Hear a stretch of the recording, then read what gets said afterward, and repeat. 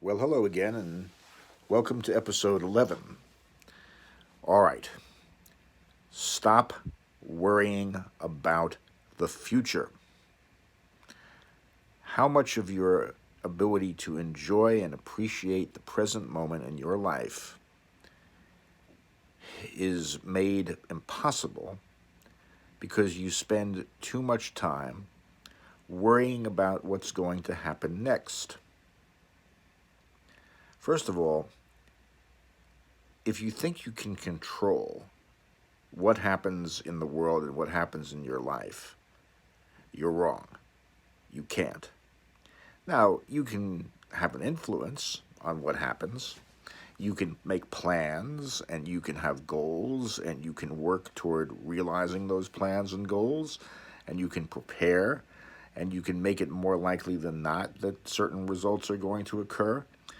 But you can't really control outcomes. And there are all kinds of things that are going to happen that you have absolutely no control over.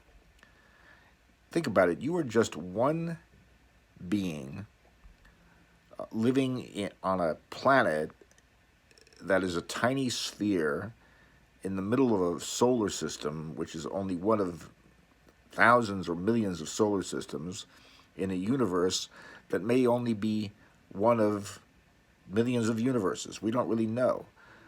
But our ability as finite individual human beings to control what's going to happen in the future, forget about it. So don't worry about the fact that you can't control the future. You can't. And besides, what is the future anyway? Has anybody ever been there? Do you know anybody who's ever actually been to the future? The future is really the same thing as the present. It just hasn't come into our awareness or our experience yet. As human beings, we live in a three-dimensional universe of time, space, and matter, and we see things as happening one preceding another, followed by another, etc. But that's just how we experience them. For all we know, it's all happening at the same time. And if there is a God, if God is eternal and infinite, has no stopping or starting place, isn't bounded by time, isn't bounded by space, that would mean that within God or within Source, there is no future. There is no past. There's just eternity. So what's our connection to that? Well, are we just biological machines that are walking around in the world on a temporary basis until our warranties run out, we start to break down, and eventually we die? And the world is something external to us that just goes on without us, with other people in it who are separate from us. And then maybe there's some kind of a God who is separate from us and from the world. I think that if God is truly infinite and eternal, it must mean that God is in everything, and everything is in God. Otherwise, God would not be eternal.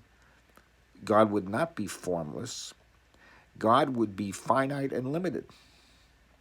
So if God is not any of those things, that must mean that everything is God and God is everything, and God, in fact, is the only thing, and nothing else exists. And so our true nature is our awareness that we are connected to God, and God is in us, creating us, working through us, and our physical manifestation as a body with a temporary existence is nothing more than a vehicle that can be used by consciousness to have experiences. So make your experiences joyful. Appreciate the connection that you have to everyone else and to everything else through your connection to God or your source. Stop worrying about the future. enjoy the present moment. Appreciate it. Live today, right now. Appreciate every moment of your life. And don't try to control everything. Surrender to it. Surrender to the experience of life. You'll experience more joy.